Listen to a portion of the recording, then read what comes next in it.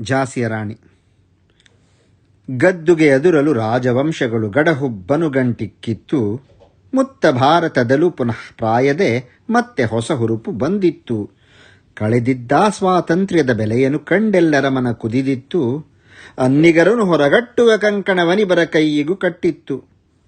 ಝಳಪಿಸುತ್ತ 57 ಹಳೆಯ ಬಾಳ ಎದ್ದಿತ್ತು. ಬುಂದೇಲದ ಹರಬೋಲರ ಬಾಯಿಂದೊಂದೇ ಕಥೆಯದು ಕೇಳಿತ್ತು. ಗಂಡೆದೆಯ ಝಾಸಿಯ ರಾಣಿಯ ಕಾದಿದ್ದರಲೆಂತಹ ಗತ್ತು. ಕಾನಪೂರದ ನಾನಗೆ ತಂಗಿಯ ಕಾಣು ಈಕೆಯ ಗಮ್ಮತ್ತು. ಲಕ್ಷ್ಮೀಬಾಯಿ ಇವಳು ಮಗುವೊಬ್ಬಳೆಲ ತಂದೆಗೆ ಹೊಳೆಯುವ ಮುತ್ತು. ನಾನನ ಜೊತೆ ಪಾಠವೂ ಇತ್ತಿವಳಿಗೆ, ನಾನನ ಜೊತೆ ಆಟವೂ ಇತ್ತು. ಕರವಾಳ ಕಟಾರಿ ಕೃಪಾಣ ಖಡ್ಗಗಳಲ್ಲೇ ಇವಳ ಗೆಳೆತನವಿತ್ತು. ವೀರಶಿವಾಜಿಯ ಗಾಥೆಗಳಿವಳಿಗೆ ಬಿಡದಲೆ ಬಾಯಿಗೆ ಬರುತ್ತಿತ್ತು. ಬುಂದೇಲದ ಹರಬೋಲರ ಬಾಯಿಂದೊಂದೇ ಕಥೆಯದು ಕೇಳಿತ್ತು. ಗಂಡೆದೆಯ ಝಾಸಿಯ ರಾಣಿಯ ಕಾದಿದ್ದರಲೆಂತಹ ಗತ್ತು. ಲಕ್ಷ್ಮಿಯು ದುರ್ಗೆಯು ವೀರತೆ ತಾನಿವಳೆಲ್ಲವ ತಾರವನೆತ್ತಿತ್ತು. ಈಕೆಯ ಬಾಳ ದಾಳಿಗೆ ಮರಾಠಿಗರೆಲ್ಲರಿಗೂ ನವಿರೆದ್ದಿತ್ತು. ತೋರಿಕೆ ಯುದ್ಧ ವ್ಯೂಹ ರಚಿಸುವುದು, ಸೋವಿ ಬೇಟೆ ಹೊಡೆಯುವುದು ಮತ್ತು ಮುತ್ತಿಗೆ ಇಡುವುದು, ಕೋಟೆ ನುಗ್ಗುವುದು ಮುಂತಾಗವಳಾಟಗಳಿತ್ತು. ಮಹರಟ್ಟರ ಕುಲದೈವ ಭವಾನಿ ಅವಳಿಗಾರಾಧ್ಯವೇ ಆಗಿತ್ತು. ಬುಂದೇಲರ ಹರಬೌಲರ ಬಾಯಿಂದೊಂದೇ ಕಥೆಯದು ಕೇಳಿತ್ತು. ಗಂಡೆದೆಯ ಝಾಸಿಯ ರಾಣಿಯ ಕಾದಿದ್ದರಲೆಂತಹ ಗತ್ತು. ವೈಭೋಗದ ಜೊತೆ ವೀರತೆ ಚಂದದಿ ಮದುವೆಯು ಝಾಸಿಯಲಾಗಿತ್ತು. ಲಗ್ನ ನಡೆಯುತ್ತಲೇ ಝಾಸಿಗೆ ಬಂದಳು ಲಕ್ಷ್ಮಿಯು ರಾಣಿಯ ಪದವೆತ್ತು. ಅರಮನೆಯಲ್ಲಿ ಸಂತಸ ಹೊಮ್ಮುತ ಉಡುಹಾರೈಕೆಗಳೇ ಮೊಳಗಿತ್ತು. ಬಂದಳು ಬುಂದೇಲರ ಬಿರುದಾವಳಿ ಅಂದದಿ ಝಾಸಿಗೆ ಮುದವಿತ್ತು. ಚಿತ್ರನಿಗರ್ಜುನ ಸಿಕ್ಕಿದ ಆ ಶಿವಗೆ ಭವಾನಿ ಒಲಿದ ಗೆತ್ತು. ಬುಂದೇಲದ ಹರಬೋಲರ ಬಾಯಿಂದೊಂದೇ ಕಥೆಯದು ಕೇಳಿತ್ತು. ಗಂಡೆದೆಯ ಝಾಸಿಯ ರಾಣಿಯ ಕಾದಿದ್ದರ ಎಂತಹ ಗತ್ತು. ಹೆಚ್ಚುತ ಸೌಭಾಗ್ಯವು ಮಾಳಿಗೆಯಲ್ಲೆಲ್ಲೆಡೆ ಬೆಳಕನ್ನು ಚೆಲ್ಲಿತ್ತು. ಅಕಟ ಕಾಲಗತಿ ಮೆಲ್ಲ ಮೆಲ್ಲನೆ ಆಕ್ರಮಿಸುತ್ತಲೇ ಬಂದಿತ್ತು. ಸೆಳೆದ ಕಡುಗವನು ಹಿಡಿವ ಕರಗಳಲ್ಲಿ ಬಳೆ ಎಂದು ತಾನೆ ಸೊಗಸಿತ್ತು. ವಿಧಿಗೂ ದಯಬಾರದೆ ಹೋಗಲು ವಿಧವೆಯ ಪಟ್ಟವೂ ದಕ್ಕಿತ್ತು. ರಾಜನು ಮಕ್ಕಳೇ ಇಲ್ಲದೆ ಮಡಿದನು, ರಾಣಿಗೆ ಶೋಕವು ಕವಿದಿತ್ತು. ಬುಂದೇಲದ ಹರಬೋಲರ ಬಾಯಿಂದೊಂದೇ ಕಥೆಯದು ಕೇಳಿತ್ತು. ಗಂಡೆದೆಯ ಝಾಸಿಯ ರಾಣಿಯ ಕಾದಿದ್ದರಲೆಂತಹ ಗತ್ತು. ಆರಲು ಝಾಸಿಯ ದೀಪ ಡಲ್ಹೌಸಿಗೆ ಆಗ ಮನದಿ ಮುದ ಉಕ್ಕಿತ್ತು. ರಾಜ್ಯವ ಲಪಟಾಯಿಸಲಾಸ್ಪದ ಅಕಲಾಯವೇ ಅವನಿಗೆ ಸಿಕ್ಕಿತ್ತು.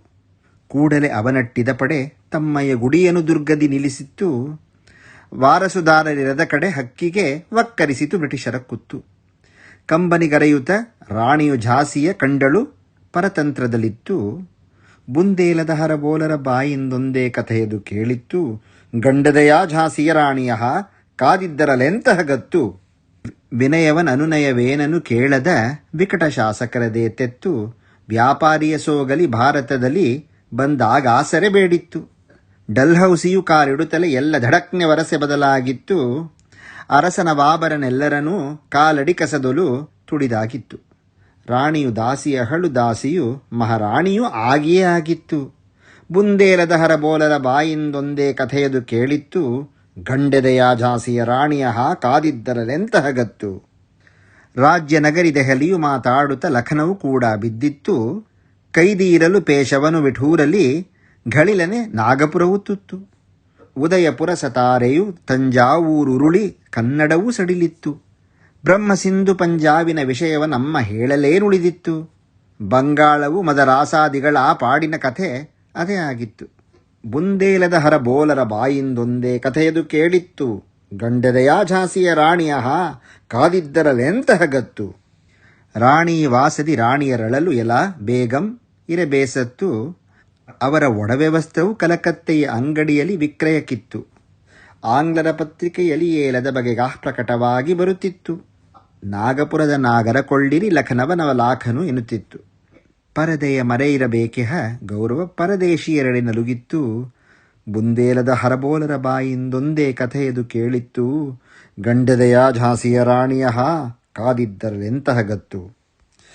ಮನೆ ಮನೆಗಳಲ್ಲೂ ವಿಷಮ ವೇದನೆ, ಅರಮನೆಗಳಲ್ಲಿ ಅವಮಾನದ ತುತ್ತು. ವೀರಭಟರ ಮನದಲ್ಲಿ ತಮ್ಮಯ ಪೂರ್ವಿಕರ ಅಭಿಮಾನವೇ ತುಂಬಿತ್ತು. ದುಂಧೂಪಂತನು ನಾನಾ ಪೇಶವ ಜೋಡಿಸಿದರು ಬೇಕಹವಸ್ತು. ರಣಚಂಡಿಯ ಕರೆದಳು ತಂಗಿಯು ಬಹಿರಂಗದಲ್ಲಿ ಆಮಂತ್ರಣವಿತ್ತು. ತೊಡಗಿತು ಯಜ್ಞವು, ಮಲಗಿದ್ದ ಮಹಾಜ್ಯೋತಿಯನೆಬ್ಬಿಸಬೇಕಿತ್ತು. ಬುಂದೇಲದ ಹರ ಬೋಲರ ಬಾಯಿಂದೊಂದೇ ಕಥೆಯದು ಕೇಳಿತ್ತು. ಗಂಡೆದೆಯ ಝಾಸಿಯ ರಾಣಿಯ ಕಾದಿದ್ದರಲೆಂತಹ ಗತ್ತು. ಮಾಳಿಗೆಗಳು ಕಿಡಿಕೊಟ್ಟಿರೆ ಗುಡಿಸಲು ಮನೆ ಮನೆಯೂ ಉರಿ ಮೀಟಿತ್ತು. ಸ್ವಾತಂತ್ರ್ಯದ ಕಾಳ್ಗಿಚ್ಚಿದು ಜನರ ಸ್ವಾಂತದ ಗುಂಬಿಂದೆದ್ದಿತ್ತು. ಕತ್ತಿತು ಝಾಸಿಯು, ಹತ್ತಿತು ದೆಹಲಿಯು, ಗಡಲಖನೌ ಗುರಿ ಒತ್ತಿತ್ತು. ಪಟ್ನಾ, ಮೇರಠ, ಕಾನಪೂರದಲ್ಲಿ ಭಾರೀ ಗಲಭೆಯೇ ಎದ್ದಿತ್ತು. ಕೊಲ್ಲಾಪುರದಲ್ಲೂ ಜಬಲಪುರದಲ್ಲೂ ಕೋಲಾಹಲವೇ ಆಗಿತ್ತು. ಬುಂದೇಲದ ಹರ ಬೋಲರ ಬಾಯಿಂದೊಂದೇ ಕಥೆಯದು ಕೇಳಿತ್ತು. ಗಂಡೆದೆಯ ಝಾಸಿಯ ರಾಣಿಯ ಕಾದಿದ್ದರಲೆಂತಹ ಗತ್ತು. ಈ ಸ್ವಾತಂತ್ರ್ಯದ ಮಹಾಯಜ್ಞದಲ್ಲೆನಿತ ವೀರರ ಶ್ರಮವಿತ್ತು. ತಾಂತಿಯ ನಾನಾ ದುಂದು ಪಂತನು, ಚತುರ ಅಜೀಮುಲ್ಲನು ಮತ್ತು ಅಹಮದ್ ಶಾ ಮೌಲವಿಯು ಕುವರಸಿಂಹರ ನೇತೃತ್ವವು ಮೆರೆದಿತ್ತು. ಆದರೆ ಅಂದವರ ತ್ಯಾಗವನ ಅಪರಾಧವೆನ್ನಲಾಗಿತ್ತು. ಭಾರತದಿತಿಹಾಸದ ವಾನಲಿವರು ಫಳಫಳ ಚುಕ್ಕೆಗಳಾಕೊತ್ತು. ಬುಂದೇಲದ ಹರ ಬೋಲರ ಬಾಯಿಂದೊಂದೇ ಕಥೆಯದು ಕೇಳಿತ್ತು. ಗಂಡೆದೆಯ ಝಾಸಿಯ ರಾಣಿಯ ಕಾದಿದ್ದರಲೆಂತಹ ಗತ್ತು. ಇವರಿಲ್ಲಿರಲೈ ಹೋಗುವ ಝಾಸಿಯ ಲಿಹರಣ ರಂಗವೆರಡು ಸುತ್ತು. ರಾಣಿ 100 ಮೈಲಿಯೇ ಹರಿಸುತ್ತ ಕಾಲಪಿಯನವಳ ಅಸಿ ಮುಟ್ಟಿತ್ತು. ಕುದುರೆಗಳು ನೆಲಕ್ಕೆ ಕುಸಿದು ಸವಾರರ ಗೋಣು ಯಮನೆಡೆಗೆ ವಾಲಿತ್ತು. ಜಗುನೆಯ ದಡದಲ್ಲಾಂಗ್ಲರ ಪಡೆ ಅಪಜಯವನು ಮಮ್ಮಲ ಉಂಡಿತ್ತು. ರಾಣಿಯು ಗೆಲುವಲಿ ನುಗ್ಗಲು ಗ್ವಾಲಿಯರಲು ಅವಳಾಳ್ವಿಕೆ ಕೊನರಿತ್ತು. ಖಳರಾಂಗ್ಲರಣೆಯ ಸಿಂಧಿಯ ರಾಜನ ಗರಿಯಿಂದಡಿಕಿತ್ತಾಗಿತ್ತು. ಬುಂದೇಲದ ಹರ ಬೋಲರ ಬಾಯಿಂದೊಂದೇ ಕಥೆಯದು ಕೇಳಿತ್ತು. ಗಂಡೆದೆಯ ಝಾಸಿಯ ರಾಣಿಯ ಕಾದಿದ್ದರಲೆಂತಹ ಗತ್ತು. ಗೆದ್ದರು, ಆದರೆ ಆಂಗ್ಲರ ಪಡೆ ಮತ್ತೆದ್ದದು ಮುತ್ತುಗೆ ಇಟ್ಟಿತ್ತು. ಈಗಲೋ ಮುಂದಿದ್ದನು ಜನರಲ್ ಸ್ಮಿತ್, ಇವನಿಗೂ ಮುಖ ಕೆಟ್ಟಾಗಿತ್ತು. ಸಖಿಯರು ಮಂದರೆ ಕಾನೆಯು ರಾಣಿಯ ಸಂಗಡದಲ್ಲಿ ಬಂದಾಗಿತ್ತು. ರಣರಂಗದಲ್ಲಿ ಅವರಿಬ್ಬರದು ರಾರಾಜಿಸುವ ವರಸೆಯಾಗಿತ್ತು. ಆದರೆ ಹಿಂದಿಂದ ಕಟ ರಾಣಿಯ ನಾಹ್ಯೂರೋಸ್ ಕಟ್ಟಿದ ಸುತ್ತು. ಬುಂದೇಲದ ಹರ ಬೋಲರ ಬಾಯಿಂದೊಂದೇ ಕಥೆಯದು ಕೇಳಿತ್ತು. ಗಂಡೆದೆಯ ಝಾಸಿಯ ರಾಣಿಯ ಕಾದಿದ್ದರಲೆಂತಹ ಗತ್ತು. ರಾಣಿಯು ಹಾಗೂ ತರಿದಿರಿದಗುರಲು ರಣಚಂಡಿಯ ಮನ ತಣಿದಿತ್ತು. ಆದರೆ ನಾಲೆಯು ಅಡ್ಡ ಬರಲು ಸ್ಥಿತಿ ವಿಷಮವೇ ಆಗಿತ್ತು. ಹೊಸ ಕುದುರೆಯು ತಬ್ಬಿಬ್ಬಾಗಲಷ್ಟರೊಳಗೆದುರು ರಿಪುವ ದಂಡಿತ್ತು. ಒಬ್ಬಳು ರಾಣಿ ಹಲವರೆದುರಾಡಿರೆ ಹೊಡೆತಕ್ಕೆ ಹೊಡೆತವೂ ಬೆಳೆದಿತ್ತು. ಘಾಸಿಗುಳುತ ಬಿದ್ದಾಸಿಂಹಿಣಿಗಕ್ಕಟ ವೀರ ಮರಣ ಬರೆದಿತ್ತು. ಬುಂದೇಲದ ಹರ ಬೋಲರ ಬಾಯಿಂದೊಂದೇ ಕಥೆಯದು ಕೇಳಿತ್ತು. ಗಂಡೆದೆಯ ಝಾಸಿಯ ರಾಣಿಯ ಕಾದಿದ್ದರಲೆಂತಹ ಗತ್ತು. ಇಹಯಾತ್ರೆ ಮುಗಿಸಿ ರಾಣಿಯು ಹೊರಟಿರೆ ಏರಲು ದಿವ್ಯಾಶ್ವವೇ ಇತ್ತು. ತೇಜವು ತೇಜದಲ್ಲೊಂದಾಯಿತು, ನಿಜ ತೇಜ ಕವಳಿಗುರೆ ಹಕ್ಕಿತ್ತು.